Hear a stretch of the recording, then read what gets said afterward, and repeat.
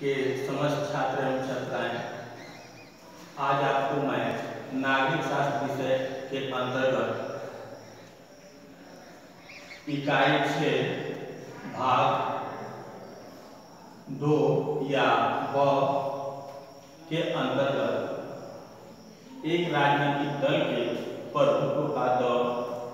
अध्याय 6 के बारे में हम चर्चा करेंगे। वर्तमान में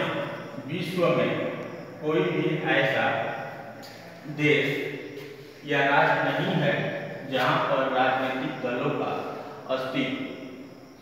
न हो, अर्थात राजनीतिक दलों का अस्तित्व जो है लगभग सभी देशों में पाया जाता है। राजनीतिक दल जो है नागरिकों के एक ऐसा समूह जो एक नीति विशेष पर एकमत या सहमत होता है और उस नीति को लागू करने के लिए राजनीतिक सत्ता प्राप्त करने का प्रयास करता है। राजनीतिक दल को अगर देखा जाए तो इसका दो रूप है। नंबर 1 लोकतांत्रिक रूप, अर्थात लोकतांत्रिक का जो अर्थ है इसके अंतर्गत जो है वह शासन व्यवस्था जिसके अंतर्गत जनता सरकार के निर्माण में भागीदार होती है, हिस्सेदार होती है और सरकार जो है जनता के कल्याण के लिए कार्य करती है। जबकि दूसरा हिस्सा इसका है अलोकतांत्रिक शासन व्यवस्था। अलोकतांत्रिक शासन व्यवस्था वह शासन व्यवस्था है जिसमें शासन की सत्ता जो है वह एक व्यक्ति विशेष या राजा या शासक में निहित होती है और वह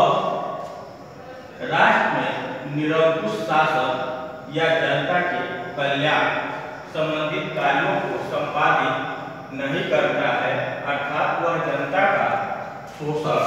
करता है। अगर राजनीतिक दल के उदय की बात की जाए तो सर्वप्रथम राजनीतिक दल का उदय जो है वह ब्रिटेन से माना जाता है और भारत में जो है राजनीतिक दल के प्रभुत्व की जो बात है वह जो है भारत की प्रथम पार्टी भारतीय राष्ट्रीय कांग्रेस पार्टी से जो है इसका संबंध है। भारत में प्रथम 3 आम चुनाव जो संपन्न हुए, इन 3 आम चुनावों में कांग्रेस पार्टी को सन 1951 और 52 के चुनाव में 364 सीटें प्राप्त हुई, जबकि द्वितीय चुनाव 1956 में हुआ जिसमें कांग्रेस पार्टी को 371 सीटें प्राप्त हुई, जबकि 1962 में कांग्रेस पार्टी को 316 सीटें प्राप्त हुई और तीसरे आम चुनाव सन 1962 में संपन्न हुआ जिसमें कांग्रेस पार्टी को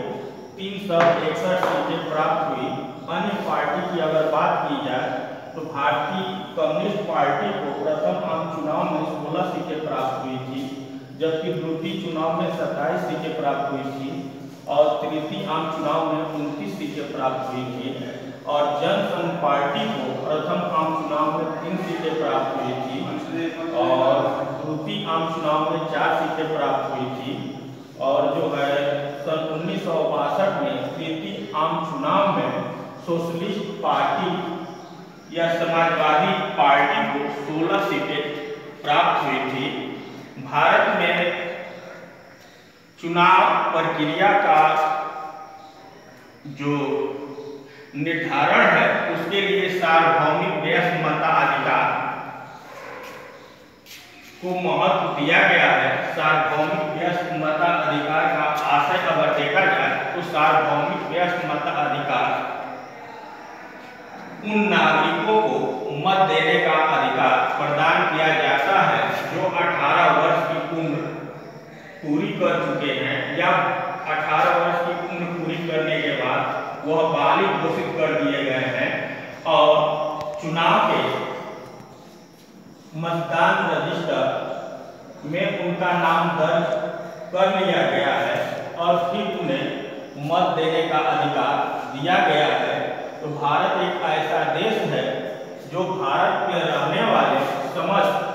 नागरिकों को, स्त्री और पुरुष जो 18 वर्ष की उम्र पूरी कर चुके हैं, उनको जो है मत देने का अधिकार प्रदान करता है। अगर भारत में मतदान की अगर बात की जाए तो प्रारंभ में भारत में मतदान जो है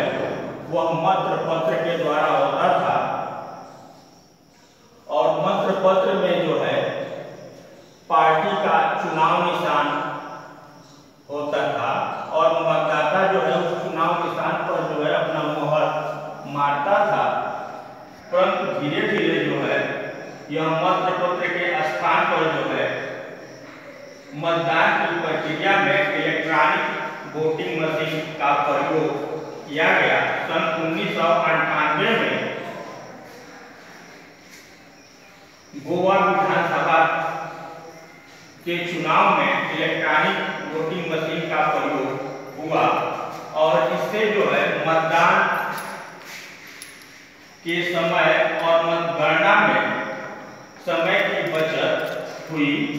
और इलेक्ट्रॉनिक वोटिंग मशीन का पूरे भारत में प्रयोग जो है 14वें आम चुनाव